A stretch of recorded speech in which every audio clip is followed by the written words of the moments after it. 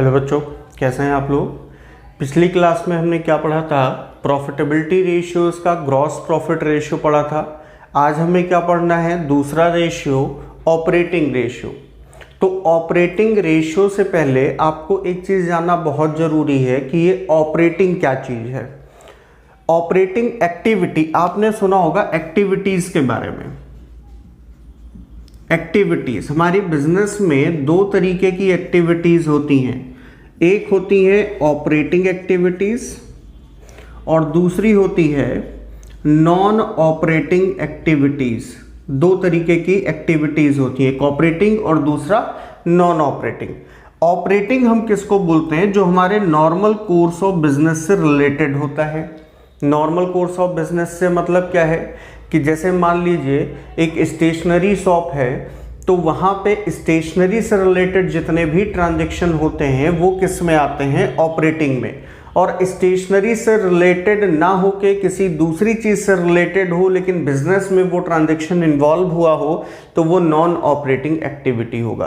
तो हमें यहाँ पे जो रेशियो निकालना है, अपनी ऑपरेटिंग एक्टिविटी का रेशियो फाइंड करना है कि उसका रेशियो क्या है, और रिलेशनशिप इस्टेब्लिश करना है किसके बीच में, ऑपरेटिंग कॉस्ट और रेवेन्यू फ्रॉम ऑपरेशन के बीच में।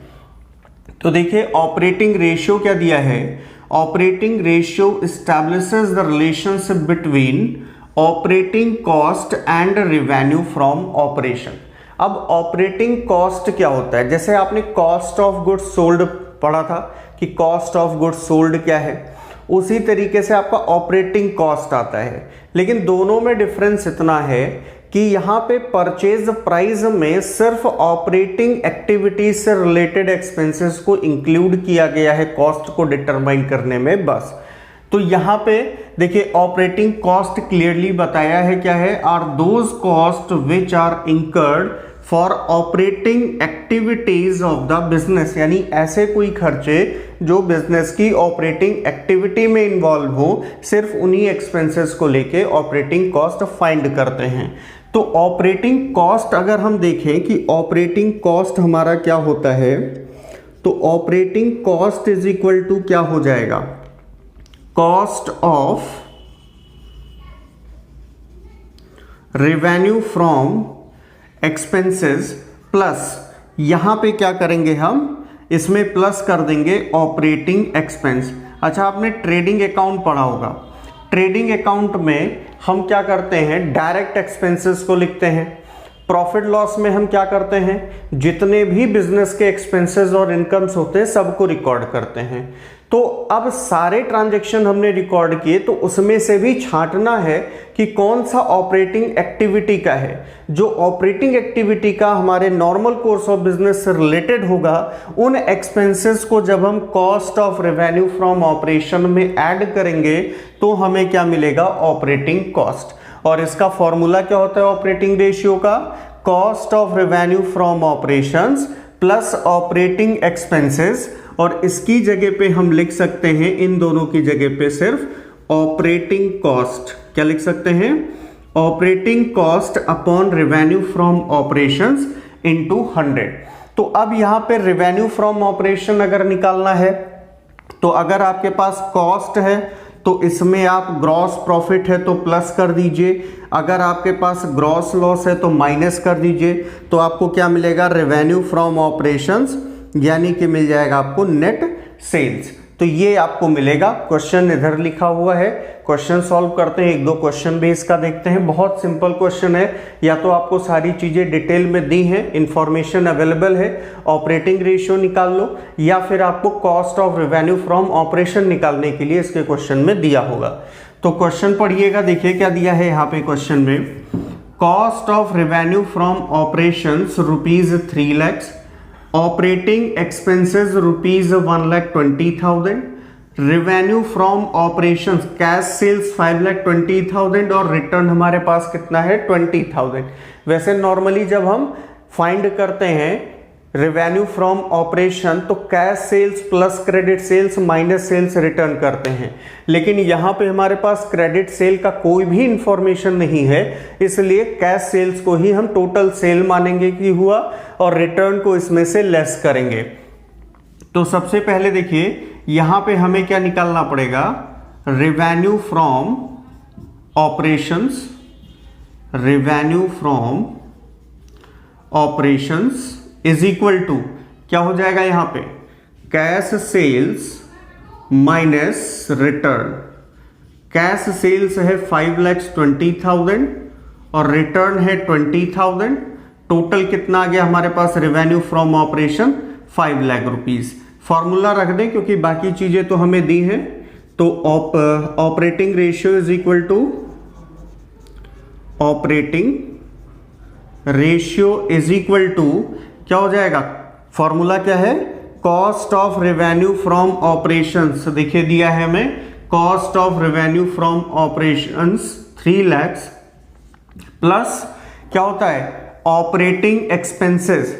अब ऑपरेटिंग एक्सपेंस में आपको बस ये ध्यान रखना है कि जो हमारे बिजनेस एक्टिविटीज है, ऑपरेटिंग एक्टिविटी से रिलेटेड एक्सपेंस होंगे, उन सारे एक्सपेंसेस को लेना है। ठीक है, तो ये आप क्लियर कर लोगे, इंफॉर्मेशन जैसा अवेलेबल होगा उसके हिसाब से आपको क्लियर हो जाएगा। और अगला क्वेश्चन भी कराएंगे इस तरीके से, जिसमें अलग अलग दिया हो तो हम उसमें क्लियर करें कौन सा हमारा ऑपरेटिंग है, कौन सा नॉन ऑपरेटिंग।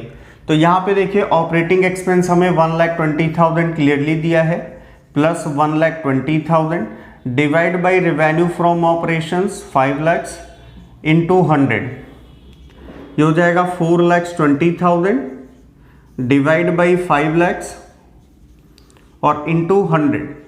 यहां से 3 0 कैंसिल, 3 ये कैंसिल, 1 0 ये गया और 1 0 ये गया, 5 2 जा 10, तो ये कितना हो जाएगा 84%। तो यहां पे हमारा ऑपरेटिंग रेशियो क्या है, 84% है।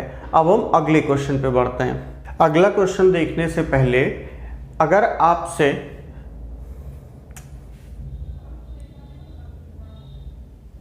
अगला क्वेश्चन करने से पहले एक क्वेश्चन कि ऑपरेटिंग रेशियो हम किस लिए फाइंड करते हैं, क्यों हम कैलकुलेट करते हैं ऑपरेटिंग रेशियो। तो कभी अगर ऐसा क्वेश्चन आपको मिलता है तो उसका जवाब क्या होगा, ऑपरेशनल एफिशिएंसी को मेजर करने के लिए, एनालाइज करने के लिए हम ऑपरेटिंग रेशियो कैलकुलेट करते हैं। तो ये क्वेश्चन माइंड में रखिएगा। अब यहाँ पे सॉल्व करते हैं अलग तरीके से। दिया है थोड़ा, हमें cost of revenue from operations दिया है 2,20,000, ठीक है। रेवेन्यू फ्रॉम ऑपरेशंस भी दिया है 3,20,000, वो भी सही है। हमें दिया है यहाँ पे सेलिंग एक्सपेंस, ऑफिस एक्सपेंस और डेप्रीशिएशन ₹6,000। चलो मैं यहाँ पे एक चीज और लिख देता हूं, एक्स्ट्रा बढ़ा देता हूं, इंटरेस्ट ऑन लोन ₹10,000। एक चीज मैंने बढ़ा दी यहाँ पे, या मैं इंटरेस्ट ऑन डिवेंचर भी लिख सकता था, डिविडेंड रिसीव भी लिख सकता था। तो अब यहां पे देखिए हमें सारी चीजें पता है, ऑपरेटिंग रेशियो हमें निकालना है और ऑपरेटिंग रेशियो के लिए फॉर्मूला क्या होता है, ऑपरेटिंग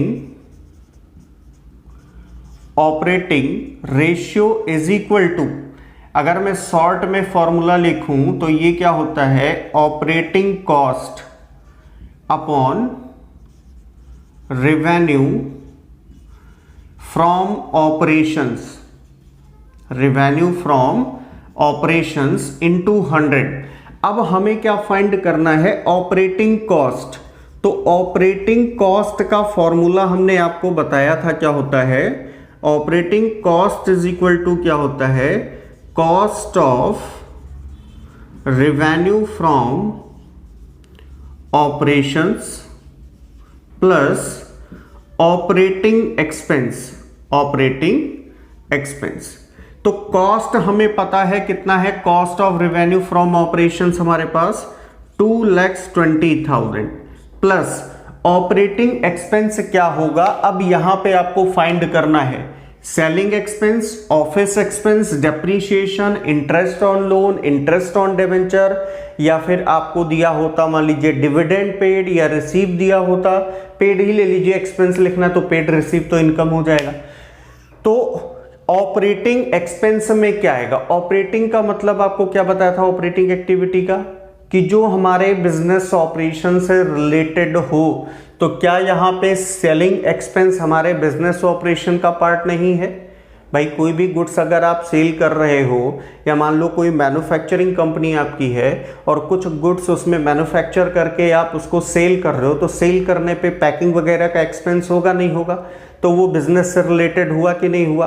तो पहले तो ये सेलिंग एक्सपेंस आ गया 12,000 प्लस ऑफिस एक्सपेंसेस 8,000। ऑफिस में भी बहुत सारी चीज़ों की ज़रूरत होती है, स्टेशनरी वगैरह की ज़रूरत होगी, कुछ पेपर वगैरह की ज़रूरत होगी, या और भी कई सारे मटेरियल होते हैं, आइटम्स होते हैं या एक्सपेंसेस होते हैं जो हमारे बिजनेस के ऑफिस में जो चीज़ें यूज़ होती हैं, उसका भी एक अपना अलग रोल है। ऑफिस में कौन बैठता है? जो हमारे एम्प्लॉई हैं या मैनेजमेंट के लोग हैं, वो ऑफिस से मैनेज करते हैं सारी चीज़ें, तो उनका भी खर्चा तो बिजनेस को ऑपरेट करने के लिए ही जा रहा है, तो ये भी आ जाएगा 8,000 प्लस डेप्रीशिएशन।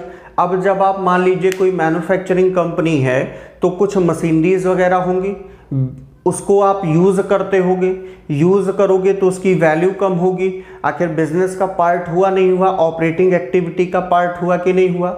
हुआ ना। तो इसको भी यहाँ पे हम लेंगे डेप्रीशिएशन को 6,000। लेकिन इंटरेस्ट ऑन लोन, लोन क्या हम अगर नहीं लेते तो क्या हम बिजनेस नहीं कर पाते? तब भी कर रहे थे बिजनेस। लोन हमने लिया था अपने बिजनेस को सिर्फ एक्सपैंड करने के लिए, है ना, चीज़ों को बढ़ाने के लिए, ना कि बिजनेस को ऑपरेट करने के लिए। तो कभी भी लोन लिया या डिवेंचर पे कोई इंटरेस्ट दिया, ठीक है, डिवेंचर भी एक टाइप का लोन ही होता है जो पब्लिक से लोन लिया जाता है, या कोई डिविडेंड हम पे करते किसी को, तो वो हमारे बिजनेस का पार्ट नहीं है। लोन लेना हमारी ऑपरेटिंग एक्टिविटी नहीं है। हमारी ऑपरेटिंग एक्टिविटी उस कंडीशन में क्या होती? कुछ मैन्युफैक्चर करो और उसको सेल करो, बस इतने तक ही हमारी ऑपरेटिंग एक्टिविटी सिमट के रहती। इसके बाहर का अगर कुछ है तो वो हमारी नॉन ऑपरेटिंग एक्टिविटी में आएगा। तो इसलिए इसको हम इंटरेस्ट ऑन लोन है, इंटरेस्ट ऑन डिवेंचर है या फिर डिविडेंड पेड है नहीं लेंगे कभी भी ऑपरेटिंग एक्सपेंस में। डिवाइड बाई क्या होता है? रेवेन्यू फ्रॉम ऑपरेशन 3,20,000 दिया है, 3,20,000 इंटू 100। अब इसको ऐड कर लो, 12, 8, 20 और 6, 26, यानी 2,46,000 अपॉन 3,20,000 इंटू 100। इसको सॉल्व कर लीजिए तो 30 यहाँ से, 30 यहाँ से कैंसिल, 10 यहाँ से कैंसिल, 2 16 32, 2 5 10, 8 2 16, 8 3 24, 0 और यहाँ पे कितना आएगा? एक 0 बढ़ा, 8 7 56, 4 8 5 40। इसका मल्टीप्लाई करिए तो 153.75 अपॉन 2, और इसको काटेंगे तो 2 7 14 और 2 6 12 पॉइंट, यहाँ पे 2 8 16, 2 7 14, 2 5 10, तो ये आएगा 76.875% आएगा हमारा ऑपरेटिंग रेशो। अब दूसरा क्वेश्चन देखते हैं। तो दूसरे क्वेश्चन में हमें क्या करना है? Calculate cost of revenue from operations from the following information. अब हमारे पास इंफॉर्मेशन क्या क्या है? रेवेन्यू फ्रॉम ऑपरेशन है, ऑपरेटिंग रेशियो है और ऑपरेटिंग एक्सपेंस है। इसकी हेल्प से हमें क्या निकालना है? Cost of revenue from operation. तो देखिए कैसे निकलेगा। तो यहाँ पे हम ऑपरेटिंग रेशियो पता है तो उसका फॉर्मूला लगाते हैं। Operating ratio is equal to, यहाँ पे क्या होता है? Operating cost. और ऑपरेटिंग कॉस्ट को अगर हम थोड़ा सा बड़ा करके लिखें तो कॉस्ट ऑफ